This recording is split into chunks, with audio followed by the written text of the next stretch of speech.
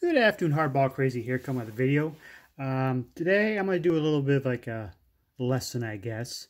I'm a fan of baseball, obviously, and baseball is an international game, so I try to collect internationally.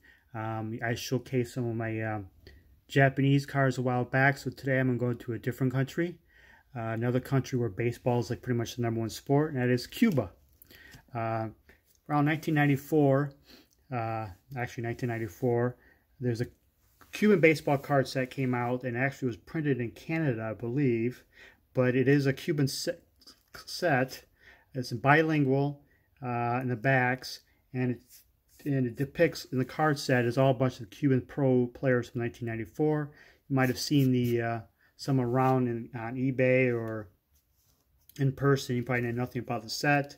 Of course, we're familiar with the '94 Cuban Deportes set with the first cards of half-brothers Livan Hernandez and Orlando Hernandez, who became famous Major League Baseball players.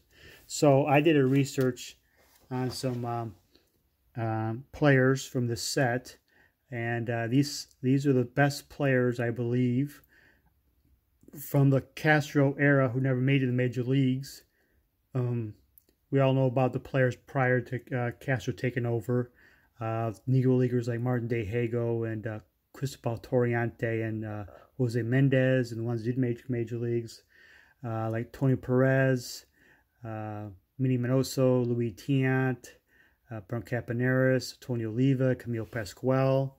Of course, we know a couple Cuban players who came to U.S. as children, like Rafael Palmeiro and Jose Canseco and others. You know all about the defectors, all the names, the last 20 years or so. But these are the guys I did the research, try to figure out who were the best players who, under the Castro era, who never played in the U.S. Add them to my collection because they're a part of baseball history internationally. So first of all, go with a couple name players here. You are familiar with Loris and Yulesky Gurriel, these two gentlemen. Their father was a legend too, Loris Gurriel Sr. He played from the late 70s, like 77 through the mid-90s. This is towards the end of his career here. He was Rookie of the Year, won multiple gold medals, was the top hitter on many international tournaments in the Cuban team. He was MVP one year. He played the outfield. The back, you see the backs of these cards. Has a bio on him. Experienced player on Cuba's national team, member of the '92 Barcelona Olympic gold medal team. Career average of 321 and 941 RBIs. So he was a legend in his own right. Mr. Lourdes Gurriel, another guy you might know of. Recent defectors, the Marlins prospects, Victor Mesa Jr. and Victor Mesa. Their dad, Victor Mesa Sr., was an outfielder too. He was a teammate of Gurriel. Victor Mesa was, I believe, a flamboyant player, known for speed. He led the Cuban League in steals 14 out of 15 times, runs 4 times, hits once, and doubles twice. He did later manage the Cuban League. It was Victor Mesa Sr. One note about the Cubans, in the Cuban Professional League, they used aluminum bats till like 1999, and then they would switch to wooden bats. But these players did use wooden bats during international tournaments, and they did not lose any hitting ability. They were top performers in these international tournaments. So stats, a lot of people drawbacks. How good were these players? If they played the U.S., they would probably been stars, but just kind of back in their mind that they did use aluminum bats in the Cuban leagues for many years. Here's Enrique Diaz. He was a slick fielder, fast guy. He never actually played on a Cuban national league team, but he was by the time he was in his career, he was the all-time leader in hits, stolen bases, and runs. A leader amongst the leaders all time in the Cuban team. The only time he was part of the Cuban national league team was when he at exhibition series against the Baltimore Orioles in 1999. I'd love to watch that game again, not that I know some of the players on the Cuban teams. But slick field, quick Enrique Diaz. Says in the back, one of the fastest players team in Cuba in recent years, has led the national and select series in stolen bases for 3 seasons. Next up is another infielder, Herman Mesa. Known for his fielding mostly, but he was an above average hitter. He was the league leaders in hits, triples, stolen bases, but his defense was his calling card. His nickname was El Imin, or the Magnet. My Spanish may not be that good, so I apologize for that. And he's also was a starting shortstop on the Cuban national team, which kind of helped make the decision of Ray Ordóñez to defect to U.S. because he was blocking Ordóñez for the Cuban national team.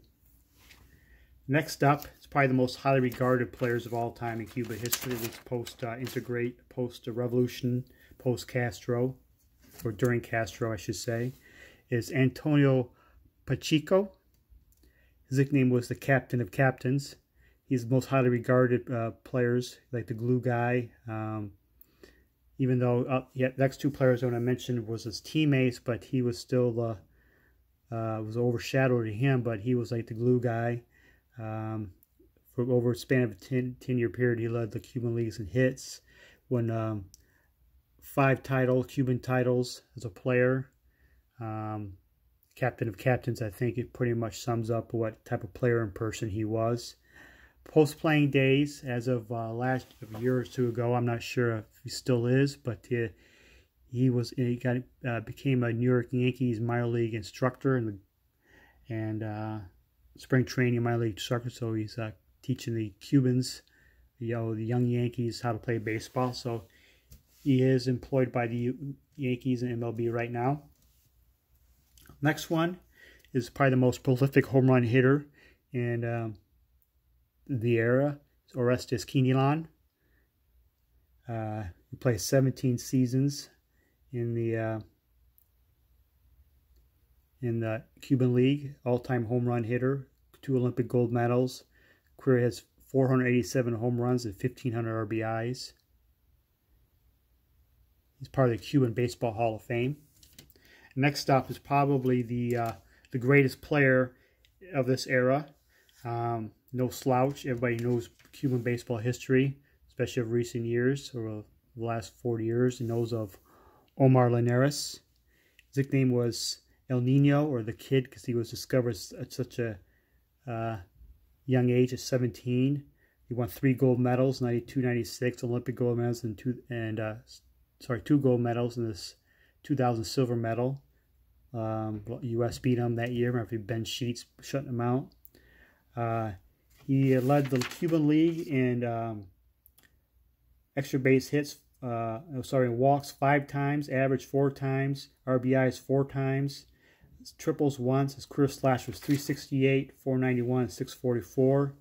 Over 400 career home runs, over 200 stolen bases. Played about 20 years in Cuba. End of his year, he play in the Japan and NPB League, Nippon Baseball League. I do want to find his Japanese baseball cards to add to my collection, but he is mostly highly regarded as the greatest Cuban baseball player of this era. So Omar Linares also was part of that team that played the Baltimore Orioles in 1999 in a 2-game exhibition series. There you have it. That's some Cuban players you may not know of. Some Cuban cards you might not know of. You come past the set and say, oh, who are these guys? You're all commons, but they're average players. But they were legends in their own time, in their own country, and I'm proud to have them in my collection. Thank you for watching, and have a good day.